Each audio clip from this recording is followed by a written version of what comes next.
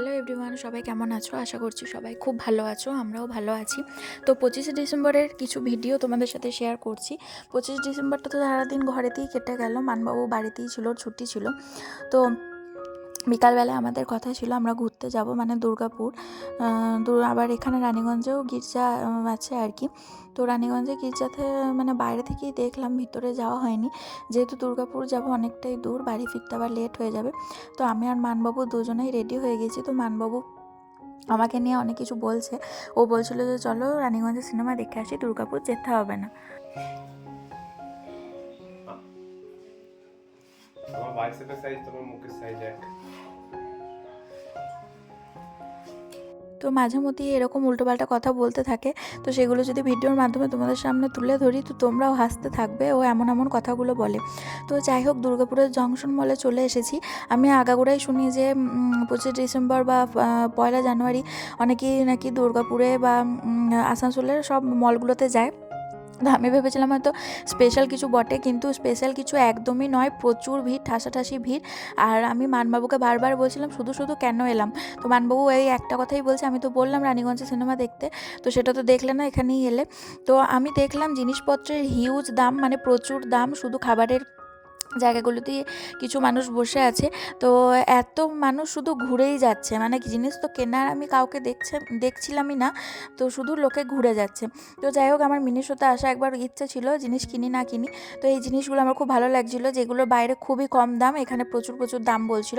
অবশ্য কিছু কিছু টেডি বিয়ার ইউনিক টাইপেরও লাগছিলো, ভালো লাগছিলো দেখতে, কিন্তু শুধু শুধুই আর কি দেখা। তো যাই হোক, কাজ পাচ্ছিলাম না। তো আর প্রচণ্ড গরম ধরে গেছিলো, ভীষণ ঠাসাঠাসিভাবে ভিড়, আর প্রচুর পুলিশ আর কি মোতায়েন করেছে দেখলাম। সিকিউরিটির মানে ভালোভাবে ব্যবস্থা নিয়েছে, কিন্তু এত ভিড়, শুধু শুধুই আসা হলো। তো মানুষ তো একবারই ঠকে আর কি। তো সেটাই আমারও হয়েছে, আমার ক্ষেত্রেও হয়েছে। তো আমি মানবাবুকে ওটাই বোঝাচ্ছিলাম যে আমি তো কোনো দিন দেখিনি, এইবারটা দেখে গেলাম, কিছুই নেই, শুধু শুধু মানুষের ধাক্কাধাক্কি খাওয়া, ঠেলাঠেলি খাওয়া। তো পরের বার থেকে আর এগুলো মানে এখানে আসার জেদ করব না, রানীগঞ্জেই থাকবো, ওখানেই সিনেমা দেখবো, ওখানেই চার্চে ঘুরবো। তো ইচ্ছা ছিল হয় কেএফসির চিকেন খাবো, না হয় পিৎজা খাবো। তো মানবাবু বললো চলো কেএফসি যাওয়া যাক। তো আমরা কেএফসিতে চলে এসেছি। তো এখানে প্রচুর ভিড় ছিল, আর বিশাল লাইনও ছিল। লাইনে দাঁড়ানোর পর আমরা আমাদের খাবার পেয়েছি। তো আমি বার্গার খাবো বলেছিলাম, তো মানবাবু একটা বার্গার নিয়েছে, আর তার সাথে নিয়েছে ফ্রাইড চিকেন। তো মানবাবু আগে কেএফসির চিকেন খেয়েছে। তো আমার পিৎজা খাওয়ারও মন ছিল। তো দুটোর মধ্যে যে কোনো একটা খাবো বলেছিলাম মানবাবুকে। তো পিৎজাটা আমি আগে একবার খেয়েছিলাম, কিন্তু সেটা কোনো ব্র্যান্ডের নয়, মানে ডমিনোজ বা পিৎজা হাট এইসবের কোনো পিৎজা নয়, বাইরের পিৎজা, যেটা আমার একদমই ভালো লাগেনি। তো আমি বললাম হ্যাঁ চলো কেএফসি যাওয়া যাক। তো বার্গারটা আমি এই প্রথমবার খেলাম, ক্রিসপি ফ্রাইড চিকেন বার্গার, যেটা খেতে খুব ভালো ছিল। আর এই চিকেনের যে ফ্রাইসগুলো ছিল না, সেগুলো আমার মোটামুটি লেগেছে, মানে আমার যেটা মনে হলো ঘরে এর থেকে চিকেন পকোড়া করে খাওয়া বেশি বেস্ট হবে আর কি। আমার মোটামুটি লেগেছে, স্বাদটা কোনো স্পেশাল কিছুই লাগেনি। কিন্তু তাও দেখলাম প্রচুর ভিড়, আর অনেক কষ্ট করে একটা মানে দুটো বসার জায়গা আমরা পেয়েছি। তো আমাদের সাথে কেউই টেবিল শেয়ার করছিল না, মানে কেউ আর কি করতে রাজিই নয়, অনেকজনাই দাঁড়িয়ে দাঁড়িয়ে মানে ঘুরছিল খাবার নিয়ে। তো কেন শেয়ার করছিল না আমি ঠিক বুঝলাম না।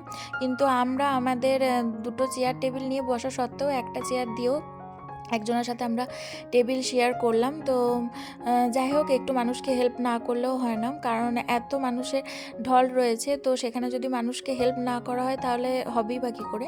তো যাই হোক, আমরা এরকম খাবার দাবার খেয়ে বাড়ি চলে এলাম। এখনকার মতো বাই বাই।